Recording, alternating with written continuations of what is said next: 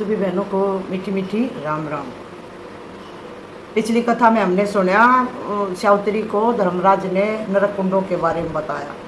86 नरक कुंड हैं, उनके सब लक्षण बतला दिए। और अब आगे की कथा आती है भगवती भुवनेश्वरी के स्वरूप, महत्व और गुणों की अनिर्वचनीयता। सावित्री ने कहा, प्रभु अब आप मुझे जो समस्त सार पदार्थों में सर्व प्रधान है, उन भगवती की भक्ति प्रदान करने की कृपा कीजिए, क्योंकि वही मुक्ति का सिद्ध मार्ग है। उसी के प्रभाव से मनुष्य नरक से तर जाते हैं। वही संपूर्ण अशुभ कर्मों को नष्ट करने की शक्ति से संपन्न है। उसकी महिमा से कर्म वृक्ष की जड़ भी कट जाती है। भगवान मुक्ति किसको कहते हैं, मुक्तियाँ कितने प्रकार की होती हैं, उनके क्या लक्षण हैं, तथा भक्ति का वस्तुतः स्वरूप क्या है, भक्ति के कितने भेद हैं एवं किए हुए कर्मों के भोग का नाश किस प्रकार हो सकता है, ये सारी बातें भी मैं जानना चाहती हूँ। वेद वेताओं में श्रेष्ठ प्रभु, आप मुझे संक्षेप में परम सार रूप ज्ञान प्रदान करने की कृपा कीजिए। अज्ञानी को ज्ञान प्रदान करने से जो महान पुण्य होता है, अज्ञानी को ज्ञान प्रदान करने से जो महान पुण्य होता है, यज्ञ, तीर्थ, स्नान, दान, व्रत और तप के संपूर्ण पुण्य फल उसकी 16वीं कला की भी बराबरी नहीं कर सकते। पिता की अपेक्षा माता की श्रेष्ठता 100 गुण अधिक मानी जाती है, यह बिल्कुल निश्चित है। परंतु प्रभु ज्ञानदाता होने के कारण गुरु उन माता से भी 100 गुणे अधिक पूज्य है। धर्मराज बोले, वत्से तुम जिसकी अभिलाषा कर रही हो वह सब तो मैं तुम्हें पहले ही दे चुका हूँ। अब जो तुम भगवती जगदम्बा की भक्ति चाहती हो वह भी मेरे उस पहले दिए हुए वर के प्रभाव से ही प्राप्त हो सकती है। कल्याणी, तुम जो मूल प्रकृति भगवती जगदम्बा के गुण अनुवाद का श्रवण करना चाहती हो, सो वह बड़ा ही विलक्षण है। इसके पूछने, कहने और सुनने वाले सभी अपने कुल को तारने वाले हैं, परंतु यह बहुत कठिन। सशस्त्र मुख वाले शेष भी इसे कहने में असमर्थ हैं। मैं तुझे भगवान शंकर यदि अपने 5 मुखों से कहने लगे तो भी वे पार नहीं पा सकते। ब्रह्मा जी 4 वेदों और अखिल जगत के सृष्टा हैं। 4 मुखों से उनके परम शोभा होती है। भगवान विष्णु सर्वज्ञ हैं, परंतु ये दोनों प्रधान देव भी भगवती के गुणों का सम्यक प्रकार से वर्णन करने में समर्थ नहीं है।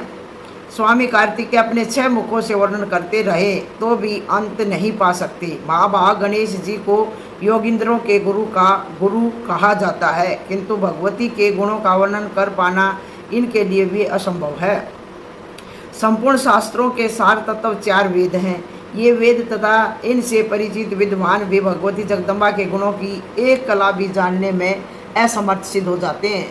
देवी की महिमा वर्णन में साक्षात सरस्वती भी जड़ के समान होकर असमर्थता प्रकट करने लगती है। सनक, सनंदन, सनातन, संत कुमार, धर्म, कपिल तथा सूर्य ये तथा श्री ब्रह्मा जी के अनन्य सुयोग्य पुत्र भी इनके महत्व का वर्णन करने में सफलता नहीं प्राप्त कर सकते। तब फिर अन्य व्यक्तियों से क्या आशा की जा सकती है। श्री देवी के जिन गुणों की व्याख्या सिद्ध मुनिंदर तथा योगिंदर भी नहीं कर सकते, उनका वर्णन अन्य पुरुष कैसे कर सकते हैं, तथा मैं ही कैसे कर सकता हूँ। मैं भी नहीं कर सकता। जब ब्रह्मा विष्णु महेश नहीं कर सकते तो मैं भी नहीं कर सकता। ये धर्मराज कह रहे हैं सावित्री से। ब्रह्मा विष्णु और शिव परवर्ती देवता भगवती के जिन चरण कमलों का ध्यान करते हैं, वे देवी भक्तों के लिए जितने सुगम हैं उतने ही भक्तिहीन जनों के लिए दुर्लभ भी है। भगवती का गुण अनुवाद परम पवित्र है। कुछ लोग किसी अंश को जानते हैं। परम ब्रह्म ज्ञानी ब्रह्मा कुछ अतिरिक्त ही अंश से परिचित हैं। ज्ञानियों के गुरु गणेश जी को कुछ और ही ढंग से भगवती का गुण ज्ञात है। सबसे विलक्षण गुण सर्वज्ञानी भगवान शंकर ही जानते हैं, क्योंकि पर ब्रह्म भगवान श्री कृष्ण की कृपा से उन्हें इनका ज्ञान प्राप्त हो चुका है। शंकर भगवान को श्री कृष्ण की कृपा से भगवती का थोड़ा बहुत ज्ञान प्राप्त हो चुका है। पूर्व समय की बात है। भगवान शंकर एक बार गोलोक में गए थे। वहाँ एक परम निर्जन कानन में रास मंडल का आयोजन था। वही भगवान श्री कृष्ण ने शंकर जी को भगवती जगदम्बा के कुछ पवित्र गुण सुनाए थे। इसके बाद स्वयं शिव जी ने अपनी पूरी में धर्म के प्रति उनका उपदेश किया था।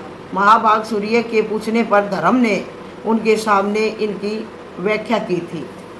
अच्छा, कृष्ण भगवान को तो शिव जी ने सुनाया, फिर शिव जी ने धर्मराज को सुनाया, सूर्य के पूछने पर धर्मराज ने सुनाया सूर्य को। साथ में मेरे पिता भगवान सूर्य तपस्या करने के पश्चात देवी की उपासना करके इस ज्ञान को कुछ प्राप्त कर सके थे। सूर्य नारायण ने देवी की उपासना करके कुछ ज्ञान अपना प्राप्त किया था। पूर्व समय में तेरे पिताजी यत्नपूर्वक मुझे यमपुरी का राज्य दे रही थी, किंतु मैं लेना नहीं चाहता था। सुवर्ते वैराग हो जाने के कारण मेरे मन में तपस्या करने की बात आ रही थी। तब पिताजी ने मेरे सामने भगवती के गुणों का वर्णन किया। उस समय मैंने जो कुछ सुना था उसी परम दुर्लभ विषय को आज मैं तुम्हें बता रहा हूँ, सुनो। वरान ने मूल प्रकृति भगवती जगदम्बा के इतने अमित गुण हैं कि उन्हें वे स्वयं ही पूरा नहीं जानती, तब दूसरों की तो बात ही क्या है। जैसे आकाश अपने भीतर की सभी वस्तुओं से अनभिग रहता है, वैसे ही भगवती भी अपने समस्त गुणों से अपरिचित ही है। इन ब्रह्म स्वरूपिणी भगवती का प्रथम रूप सर्वात्मा है, जो सबके भगवान एवं संपूर्ण कारणों के कारण है। सर्वेश्वर, सर्वाद्य, सर्वोवत और सर्व परिपालक आदि जिनके पृथक पृथक नाम हैं, जो नित्य स्वरूप एवं नित्य विग्रह सदा परमानंद परिपूर्ण रहते हैं, जो भौतिक आकार से रहती हैं जो भौतिक आकार से रहित है, तथा जो निर्कुश, निशंक, निर्गुण, त्रिगुण रहित, निरामय, निर्लिप्त, सर्व साक्षी, सर्व आधार एवं परात्पर है, वे ही परमात्मा अपनी माया से मूल प्रकृति भगवती गुणेश्वरी के रूप में अभिव्यक्त हो जाते हैं। सभी नामधारी वस्तुओं की अभिव्यक्ति या उत्पत्ति उन्हीं से हुई है। स्वयं परमात्मा ही प्रकृति के संयोग से प्रकृति शब्दवाच्य हो जाते हैं। इन प्रकृति और पुरुष दोनों में वस्तुतः इस प्रकार के बनता है, जैसे अग्नि और दायिका शक्ति में कभी किंचित विभिन्नता की कामना नहीं उठती। वे ही ये सच्चिदानंद स्वरूप भक्ति जगदम्बा शक्ति एवं माया, महामाया नाम से प्रसिद्ध है। इनका कोई रूप नहीं है, तथापि भक्तों पर कृपा करने के लिए ये विभिन्न रूप धारण किए हुए हैं।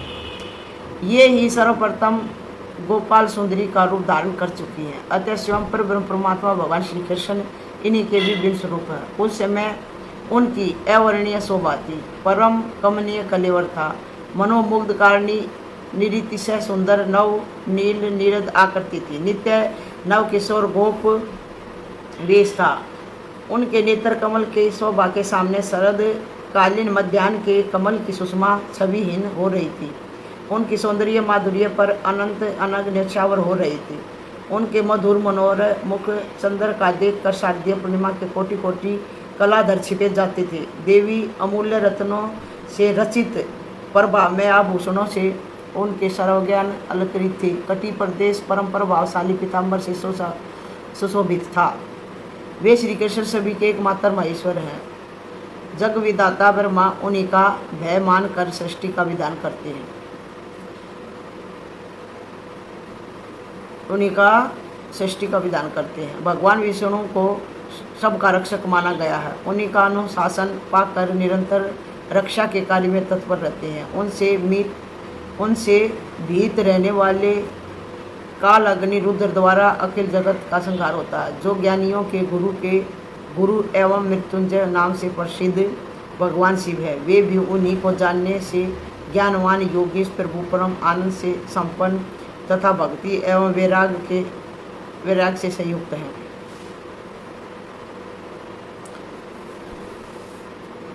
उन्हीं का तू भी कहाँ ऐसे आ जाती है, ले आज इतनी लेट कैसे आई तू है? जाओ चल ठीक है आगे। उन्हीं की आज्ञा के अनुसार इंद्र वर्षा करते हैं, मृत्यु प्राणियों पर प्रभाव डालते हैं, अग्नि चलाते तथा जल शीतल करते हैं। उन्हीं की आज्ञा से भयभीत दिक्पालों द्वारा दिशाओं की रक्षा होती है। उन्हीं के भय से ग्रह राशि चक्र पर भ्रमण करते हैं। वृक्ष जो फूलते और फलते हैं उनमें भी उनका व्यय ही है।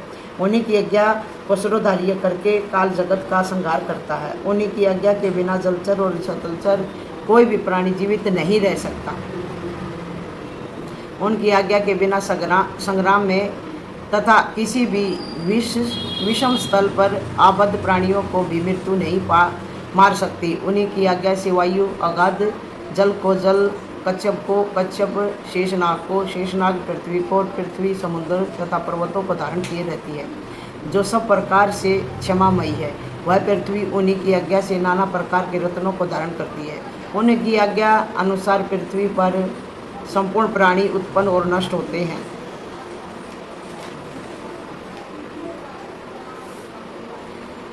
नारद जी ने कहा, भगवान में धर्मराज और सावित्री के संवाद में मूल प्रकृति भगवती भुवनेश्वरी तथा निर्गुणा स्वरूपा गायत्री का निर्मल यश सुन चुका। इन देवियों को गुणों का कीर्तन निसंदेह सत्य रूप एवं मंगलों का भी मंगल है। प्रभु, अब मैं भगवती लक्ष्मी का उपाख्यान सुनना चाहता हूँ। वेद वेताओं में श्रेष्ठ भगवान सर्वप्रथम भगवती लक्ष्मी की किसने पूजा की? इन देवी का कैसा स्वरूप है और किस मंत्र से इनकी पूजा होती है? आप मुझे इनका गुण अनुवाद सुनने की कृपा कीजिए। आप मुझे इनका गुण अनुवाद सुनाने की कृपा कीजिए। भगवान नारायण कहते हैं, ब्रह्मन प्राचीन समय की बात है। सृष्टि के आदि में पर ब्रह्म परमात्मा भगवान श्री कृष्ण के वाम भाग से रास मंडल में भगवती श्री राधा प्रकट हुई। उन परम सुंदरी श्री राधा के चारों ओर वट वृक्ष शोभा दे रहे थे। उनकी अवस्था ऐसी थी मानो 12 वर्षीय देवी हो। 12 वर्षीय देवी मतलब 12 साल की कन्या। निरंतर रहने वाला तारुण्य उनकी शोभा बढ़ा रहा था। उनका दिव्य विग्रह ऐसा प्रकाशमान था मानो श्वेत चंपक का पुष्प हो। उन मनोहारिणी देवी के दर्शन परम सुखी बनाने वाले थे। उनका प्रसन्न मुख शरद पूर्णिमा के कोटि कोटि चंद्रमाओं की प्रभा से पूर्ण था। उनके विकसित नेत्रों के सामने शरद काल के मध्याह्नकालिक कमलों की शोभा छिप जाती थी। पर ब्रह्म परमात्मा भगवान श्री कृष्ण के तथा विराजमान रहने वाले वे देवी उनकी इच्छा के अनुसार 2 रूप हो गई। वर्ण तेज अवस्था, कांति यश वस्त्र आभूषण गुण, कृत्य मुस्कान अवलोकन प्रेम तथा अनुनय, उनके ये सभी दिव्य गुण दोनों रूपों में समान ही थे। बाएं अंश से लक्ष्मी का प्रादुर्भाव हुआ और दाहिने अंश से श्री राधा ही विद्यमान रही। श्री राधा ने प्रथम प्राप्त पर प्रभु द्विभुजम भगवान श्री कृष्ण को पति रूप से स्वीकार कर लिया। भगवान का विग्रह अत्यंत कमनीय था। महालक्ष्मी ने श्री राधा के वर लेने के पश्चात उन्हीं को पति बनाने की इच्छा प्रकट की। तब उन्होंने श्री कृष्ण उन्हें गौरव प्रदान करने के विचार से ही स्वयं 2 रूपों में प्रकट हो गए। अपने दक्षिण अंश से वे 2 भुजाधारी श्री कृष्ण बने रहे और बाएं अंश से चतुर्भुज विष्णु के रूप में परिणित हो गए। उन्होंने महालक्ष्मी को भगवान श्री विष्णु की सेवा में समर्पित कर दिया। जो देवी अपनी स्नेह भरी दृष्टि से विश्व को निरंतर निरखती है और लक्षित करती रहती है, वही अत्यंत गौरवान्वित होने के कारण महालक्ष्मी के नाम से प्रसिद्ध हुई। स्नेह भरी दृष्टि से विश्व को निरंतर निरखती और लक्षित करती रहती है, वही अत्यंत गौरवान्वित होने के कारण महालक्ष्मी के नाम से प्रसिद्ध हुई। इस प्रकार द्विभुज भगवान श्री कृष्ण राधा के प्राणपति बने और चतुर्भुज भगवान श्री विष्णु लक्ष्मी के शुद्ध सत्य स्वरूपा भगवती श्री राधा गोपों और गोपियों से आवर्त हो अत्यंत शोभा पाने लगी।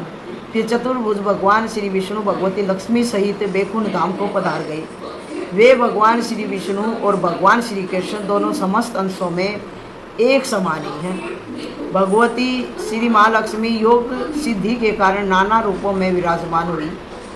वे परिपूर्णतम परम शुद्ध सत्य स्वरूपा भगवती लक्ष्मी संपूर्ण सौभाग्यों से संपन्न होकर महालक्ष्मी के नाम से प्रसिद्ध हो वैकुंठ धाम में निवास करने लगी। प्रेम के कारण समस्त नारी समुदाय में वे प्रधान हुई। इंद्र की संपत्ति के समान सुंदर विग्रह धारण करके देवी स्वर्ग लक्ष्मी के नाम से स्वर्ग में प्रसिद्ध हुई। लक्ष्मी का एक नाम स्वर्ग लक्ष्मी भी है। पाताल में उनका नाम नाग लक्ष्मी और राजाओं के यहाँ राज्य लक्ष्मी हुआ। गृहस्थों के यहाँ गृह लक्ष्मी के नाम से पूजित हुई। ये सभी रूप इन महालक्ष्मी के एक अंश के हैं। अपने पूर्ण रूप से तो ये नित्य वैकुंठ धाम में ही विराजती है। गृहस्थों के संपूर्ण मंगलों को भी मंगल प्रदान करने वाली देवी संपत्ति स्वरूपा होकर विराजने लगी। गौओं में सुरभि रूप से तथा यज्ञों में दक्षिणा रूप से ये पधारी। क्षीर सागर के यहाँ उसकी कन्या बनी। ये कमलिनियों के लिए श्री रूपा और चंद्रमा के लिए शोभा रूपा हुई।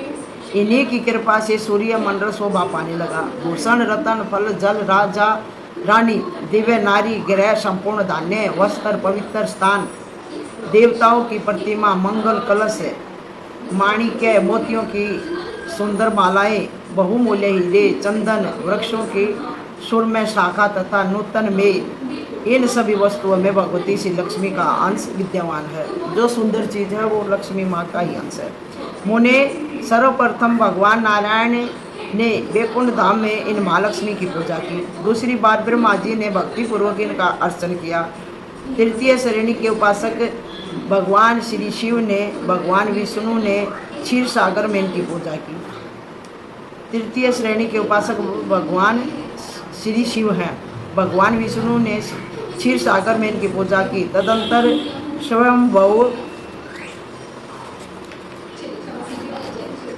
मनु मानवेंद्र ऋषि सरवर मुनीश्वर सभ्य गृहस्थ इन लोगों ने जगत में इन महालक्ष्मी की उपासना की। गंधर्वों और नागों ने पाताल लोक में इनका पूजन किया। भाद्र मास की शुक्ल अष्टमी के शुभ अवसर पर ब्रह्मा द्वारा ये सुपूजित हुई।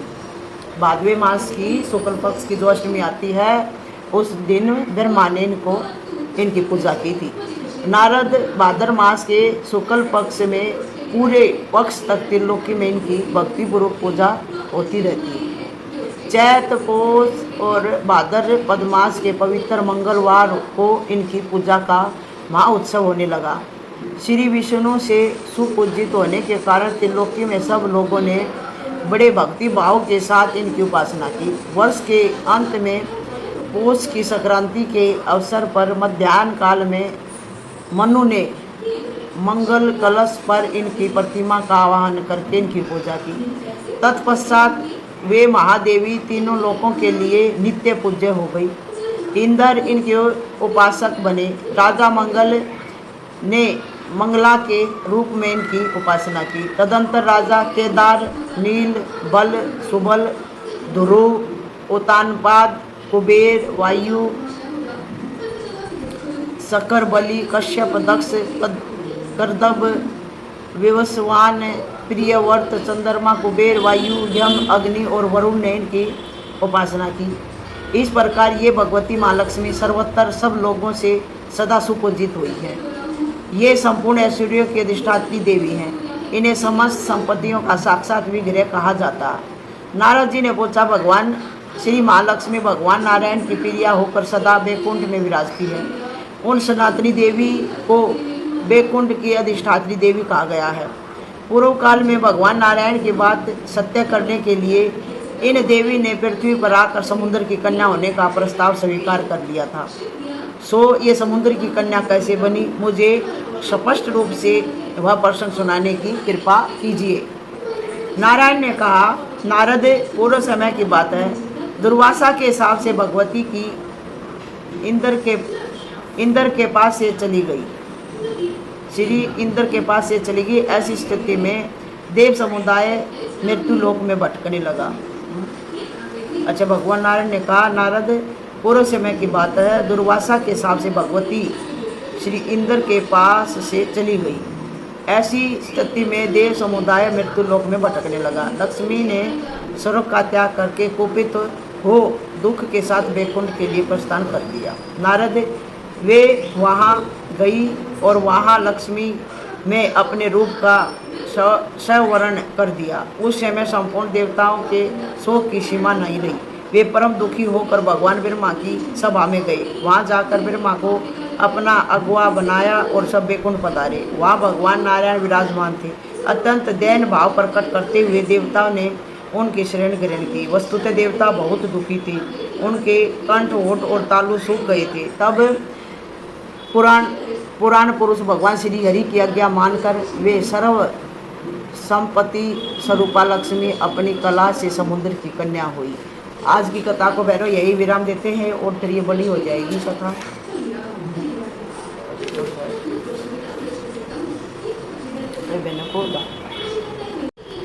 स्वरूपा पुराण पुरुष भगवान श्री हरि की आज्ञा मानकर वे सर्व संपत्ति स्वरूपा लक्ष्मी अपनी कला से समुद्र की कन्या हुई।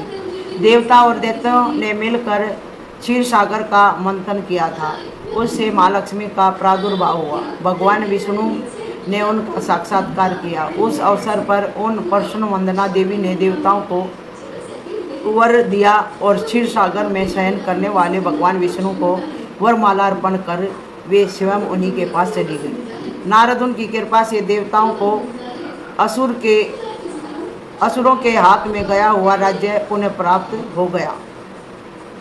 नारद उनकी कृपा से देवताओं को असुरों के हाथ में गया हुआ राज्य पुण्य प्राप्त हो गया। तदंतर देवता उनकी भली भांति पूजा करके निरापद हो सर्वत्र आनंद करने लगे। नारद जी ने पूछा, ब्रह्मनिष्ठ और तत्वज्ञ मुनिवर दुर्वासा ने कब, क्यों और किस अपराध के कारण इंद्र को शाप दे दिया था? देवताओं ने किस रूप से समुद्र का मंथन किया? किस स्तोत्र से प्रसन्न होकर देवी ने इंद्र को साक्षात दर्शन दिए थे? प्रभु, इंद्र और दुर्वासा में किस प्रकार का संवाद हुआ था? यह सब बताने की कृपा कीजिए। भगवान नारायण कहते हैं, नारद, प्राचीन काल की बात है। मुनिवर दुर्वासा जी वैकुंठ से कैलाश के शिखर पर जा रहे थे। इंद्र ने उन्हें देखा। मुनिवर का शरीर ब्रह्म तेज से प्रदीप्त हो रहा था। वे ऐसे जान पड़ते थे मानो ग्रीष्म काल के मध्यकालिक सूर्य की सहस्त्रों प्रभाव से संपन्न हो। उनकी अत्यंत स्वच्छ जटाएं तपाए हुए सुवर्ण के समान चमक रही थी। वे श्वेत वर्ण का यज्ञोपवीत धारण किए हुए थे तथा उनके हाथों में मृगचरम दंड और कमंडल शोभा पा रहे थे। उनके ललाट पर महान उज्ज्वल तिलक चंद्रमा के सदृश जान पड़ता था। वेद वेदांग के पारगामी असंख्य शिष्य उनके साथ विद्यमान थे। उन्हें देखकर इंद्र ने मस्तक झुकाकर प्रणाम किया। उनके शिष्यों को भी भक्तिपूर्वक प्रसन्नता के साथ इंद्र ने संतुष्ट किया। तब शिष्यों सहित मुनिवर दुर्वासा ने इंद्र को शुभ आशीर्वाद दिया। साथ ही भगवान विष्णु द्वारा प्राप्त परम मनोहर पारिजात पुष्प भी उन्हें समर्पित किए। राज्यश्री के गर्वित इंद्र ने जरा, मृत्यु एवं शोक का विनाश करने वाला तथा मोक्षदायी उस पुष्प को लेकर अपने ऐरावत हाथी के मस्तक पर रख दिया।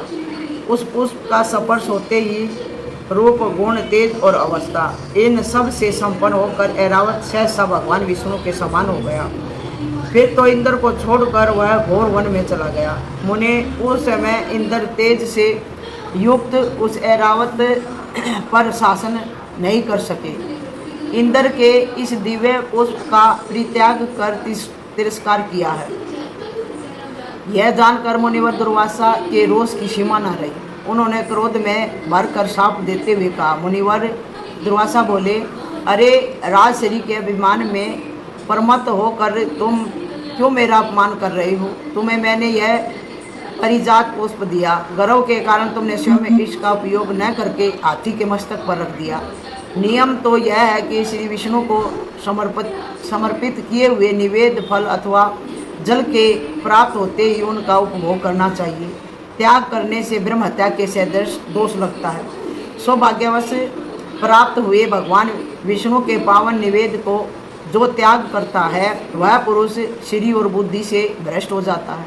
भगवान विष्णु के लिए अर्पित की हुई वस्तु को पाते ही उसे पा लेने वाला बड़भागी पुरुष अपने 100 पूर्वजों का उद्धार करके स्वयं मुक्त हो जाता है। जो पुरुष निवेद भोजन करके निरंतर भगवान श्री हरि की भक्तिपूर्वक पूजा और स्तुति करता है, वह भगवान विष्णु के समान हो जाता है। उसका स्पर्श करके चलने वाले वायुओं का संयोग पाकर तीर्थ पवित्र हो जाते हैं। उसकी चरण रज लगते ही पृथ्वी में अपार पवित्रता आ जाती है। बिना श्री हरि को भोग लगाए हुआ अन्न उंचली कायर और शूद्र के अन्न के समान दोषप्रद होता है। वह मांस भक्षण से भी अधिक दोषवाहक है।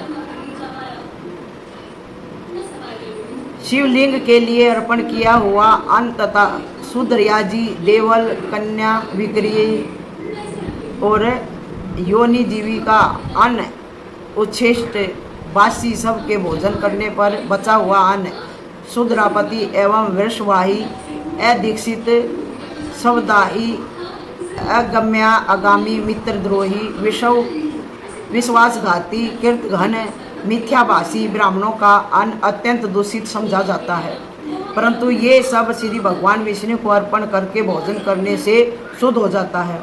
यदि चंडाल भी भगवान विष्णु की उपासना करता है तो उसमें करोड़ों मनुष्यों का उद्धार करने की शक्ति आ जाती है। श्री हरि की भक्ति से विमुख मानव स्वयं अपनी भी रक्षा नहीं कर सकता। यदि अज्ञान में भी भगवान विष्णु को समर्पित निवेद ग्रहण कर लिया जाए तो वह पुरुष अपने अनेक जन्मों के उपार्जित पापों से मुक्त हो जाता है। जानबूझकर भक्तिपूर्वक जो श्री हरि का प्रसाद ग्रहण करता है उसके तो कई जन्मों के पाप निश्चित रूप से भस्म हो जाते हैं। इंद्र, तुमने जो अभिमान में आकर भगवान के प्रसाद रूप पारिजात के पुष्प को हाथी के मस्तक पर रख दिया, इस अपराध के फलस्वरूप लक्ष्मी तुम्हें छोड़कर भगवान श्री हरि के समीप चली जाए। मैं भगवान नारायण का भगत हूँ, मुझे देवता तथा ब्रह्मा से भी किंचित भी भय नहीं है। काल, मृत्यु और जरा से भी मैं नहीं डरता, फिर दूसरों की तो गिनती ही क्या है। तुम्हारे पिता प्रजापति कश्यप भी मेरा क्या करेंगे। देवराज, तुम्हारे गुरु बृहस्पति भी मुझ निशंक पुरुष का कुछ भी नहीं बिगाड़ सकते। देखो, यह पुष्प जिसके मस्तक पर है उसी की पूजा श्रेष्ठ मानी जाती है। मुनिवर दुर्वासा के ये वचन सुनकर देवराज इंद्र ने उनके चरण पकड़ लिए। भय के कारण उनके मन में घबराहट छा गई। शोकातुर होकर उच्च स्वर से रोते हुए वे मुनि से कहने लगे। इंद्र ने कहा, प्रभु, आपने मुझे माया नाशक यह शाप देकर मुझे बहुत ही उचित किया है। अब मैं गई हुई संपत्ति की याचना नहीं करता। आप मुझे कुछ ज्ञान उपदेश करने की कृपा कीजिए। ऐश्वर्य तो विपत्तियों का बीज है, उससे ज्ञान ढक जाता है। इसी से इसका मुक्ति मार्ग का कुठार कहा जाता है। इसके कारण भक्ति में पद पद पर बाधा उपस्थित हुआ करती है। अब इंद्र में अब ज्ञान आया। कहा, कोई बात ना, मेरी संपत्ति चली गई, मेरी लक्ष्मी चली गई, लेकिन आप मुझे ज्ञान दो।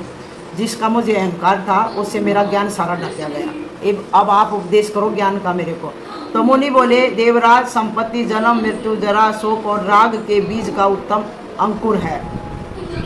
इसके प्रभाव से अंधा हुआ मानव मुक्ति के मार्ग को नहीं देख सकता। इंद्र, जो मूढ़ मानव संपत्ति से परमत हो गया है उसी को मदिरा से मत भी समझना चाहिए। उसे ही बांधा वजन बंधु कह कर घिरे रहते हैं। उसे ही बांधव जन बंधु कह कर घेरे रहते हैं। वैभव मत विषांत विहोल महाकामी और राजसिक व्यक्ति में सतव मार्ग का अवलोकन करने की योग्यता नहीं रह जाती। विषय आंध भी दो प्रकार के बताए गए हैं, राजस और तामस। जिसमें शास्त्र का ज्ञान नहीं है वह तामस कहलाता है, शास्त्रज्ञ राजस। सूरश्रेष्ठ शास्त्र जो दो प्रकार के मार्ग दिखलाते हैं, एक प्रवृत्ति बीज और दूसरा निवर्ती बीज। पहला जो प्रवृत्ति मार्ग है उसके भीतर दुख ही दुख भरे हैं, परंतु प्राणी उसी पर स्वच्छंद प्रसन्नतापूर्वक तथा सर्वदा निर्विरोध होकर उसी प्रकार पैर रखते हैं जैसे मधु का लोभी भंवरा सुख मान कर कलश के साथ पुष्पों पर आ गिरता है। वह परवर्ती मार्ग जन्म मृत्यु जरा और नाश के परिणाम का मूल कारण है। प्राणी प्रसन्नतापूर्वक अनेक प्रकार से जन्मों तक अपने विहित कर्म के परिणाम स्वरूप नाना प्रकार की योनियों में कर्मशः भ्रमण करने के पश्चात भगवान की कृपा से मानव होकर सत्संग का सुअवसर प्राप्त करता है। सत्संग संसार रूपी अपार सागर को पार करने के लिए परम साधन तथा तत्व को प्रकाशित करने के लिए प्रज्वलित दीपक है। सैकड़ों और सहस्त्रों में कोई विरला ही साधु पुरुष उसके प्रकाश से मुक्ति मार्ग का अवलोकन कर सकता है। तब बंधन को तोड़ने के लिए उसके हृदय में यत्न करने की भावना उत्पन्न होती है। जब अनेक जन्मों के पुण्य एवं तपस्या और उपवास सहायक होते हैं तब प्राणी को मुक्ति मार्ग की उपलब्धि होती है। उस मार्ग यह मार्ग निर्विघ्न और परम सुखद है, परम सुंदर है। तुम जो यह विषय पूछ रहे हो उसे मैं गुरु के मुख से सुन चुका हूँ। अब गुरु के मुख से सुन चुका। दुर्वासा ने इतना कहा है और आगे की कथा कल करेंगे बहनों। सभी बहनों को राम राम।